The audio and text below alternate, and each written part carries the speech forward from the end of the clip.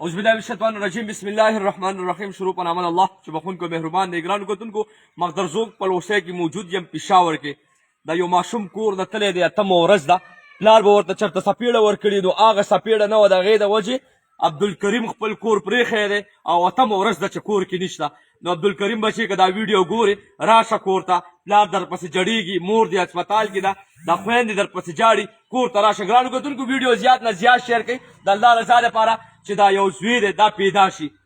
ځکه چې د یو انسان ژوند بچ کول د ټول انسانیت ژوند بچ کول دي عبدالکریم بچی بیا هم درته ریکویسټ کوم که دا ویډیو ګوري نو کور ته راشه مور دې بیماره شوه مور دې هسپتال کې ده دا خویندې درپسې جړېږي پلار درپسې جړېږي اتمه ورځ ده چې کور نه وتی دی لالا زوی دې کله ووتو د څه د وجې کور نه ووتو چهارشنبې په ورځ وتی دی ها دا ماشومان یې ولې ما یو څپېړه وویل ما ورته ویل منه دا مه وهه ودرېده که نه دا سله وي ایسه بیسه او ده یو ورځ په نره بس همدا ما دې ورته نښتې په سوکانو باندې وهي یې ما دې یو څپېړه ووهلو بیا ما ورته ویل کار له لاړ شه خو مې ویل زه روټۍ موټۍ وخوره بیا به لاړ شه روټۍ وخوړه ماسپښینه روټۍ ماسپښین وخوړه بس لاسونه ماسونه یې میلو کړو بس لاړو لکه اوس خپل بچي د سپېړه هم نشي ورکولی چې سپېړه دې وله ورکړه نو بیا دا عمل کوي کور پرېږدي کور پرېږدي موږ خو پلارانو ډېر والي چېرته کور هم نه یې پرېښه خدای خبردست دی مخکیني پلارانو پلار ته هم سترګې نشو اوچتولی مخکینی وخت بدلو دا خبر رښتیا ده دی بچي کور پرېښو دی لاړو مور په څه حالت ته کور کې مور یې پرته ده بس نه خوبونه شته او نه دغه شته بس هسپتال کې ودرېده همدا ده دا کبله مور اوس هسپتال کې ده او دا د درته کال مال کړی دی چاته کال مال کړی دی که نه ترور ته هم کړی و تره ته هم کړی څه وي ورته ورته یې ویلې بس ما پسې مه ګرځئ ودرېده ښه ما پسې مه ګرځئ ما پسې مه ګرځئ عبدالکریم بچې که دا ویډیو ګور راشه کور کې مور پریشانه ده مور د هسپتال کې پرته ده دا بچي در پسې جاړي دا خویندې در پسې جاړي دا د ستا خویندې دي خپلو خویندو ته راشه پلار ورته چېرته سپېړه ورکړې ده نو هغه سپېړې د وجې عبدالکریم اتمه ورځ ده چې کور یې پرېښی دی مخدرزو پلوسی ده زما خپله پلوسی ده زما خوږه پلوسی ده الله دې دا ماشوم پیدا کړي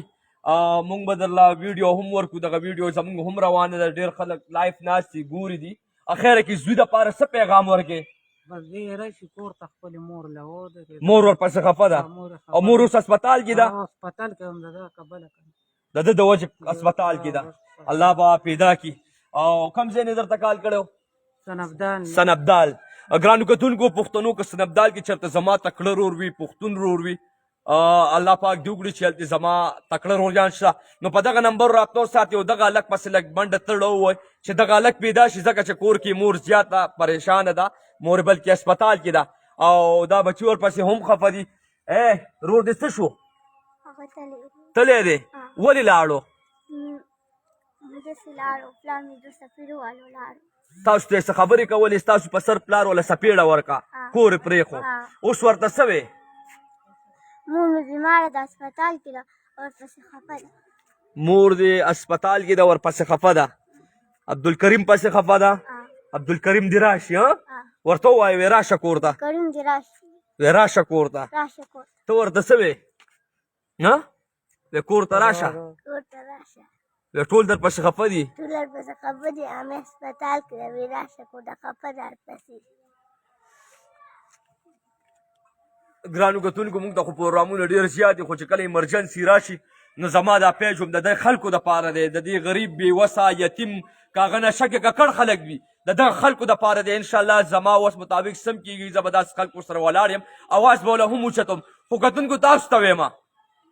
خیر دی په خپلو بچو خیال ساتئ نن سبا خپل بچي چې وی نو بیا هغه بیا دغه عمل کوي کورونه پرېږدي الله پاک دې د چا بچي هم نه غیبوي ځکه چې بچی ډېر درد دی خوږ دی زما خپل یو لور ده نو ما ته هر بچی خپل بچی ښکاري دا ویډیو زیات نه زیات شیر کړي او عبدالکریم ته بیا هم ویم